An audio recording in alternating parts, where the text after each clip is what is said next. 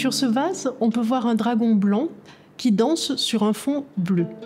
En Chine, le dragon, c'est un être très gentil, un être bénéfique. C'est le maître des eaux. C'est lui qui va maîtriser la pluie. C'est lui qui va maîtriser l'eau des rivières et des sources. Donc en fait, il faut se concilier le dragon. C'est pour ça qu'on fait la danse du dragon. Pour que ce dragon nous donne l'eau bienfaitrice pour les récoltes. Et pas trop d'eau quand même, parce que s'il y a l'orage et qu'il y a la pluie, si le dragon n'est pas content, c'est le déluge.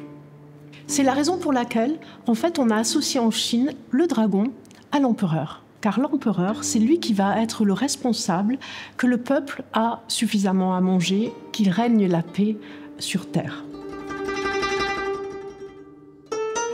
La couleur bleue aussi intense que celle que l'on voit sur ce vase, en général, elle est associée à la couleur du ciel.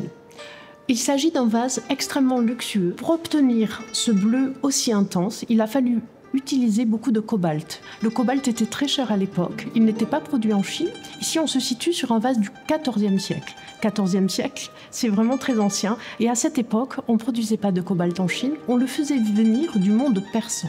Le monde persan, c'est la zone du Moyen-Orient, actuellement plus ou moins vers l'Iran. Et ce cobalt, il était plus précieux que l'or. Ce vase, il a vraiment une forme très particulière, très équilibrée. Et c'est un des chefs-d'œuvre de nos collections. On peut se demander à quoi il pouvait servir parce que ce n'est pas une forme qu'on connaît en Europe. En fait, il servait à conserver de l'alcool. L'alcool, c'était utilisé pour les fêtes, pour les rituels.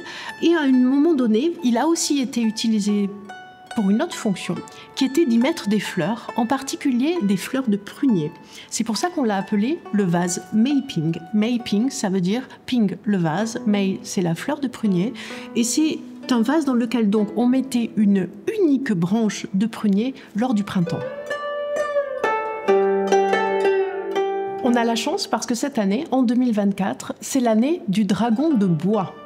Le dragon, il est associé à la force, donc c'est une année dont on espère qu'elle donnera à la fois de la force et tous les bienfaits du bois. Le bois, c'est une essence qui se régénère, dont normalement en 2024, l'année du dragon de bois, c'est une année de force et de renouvellement.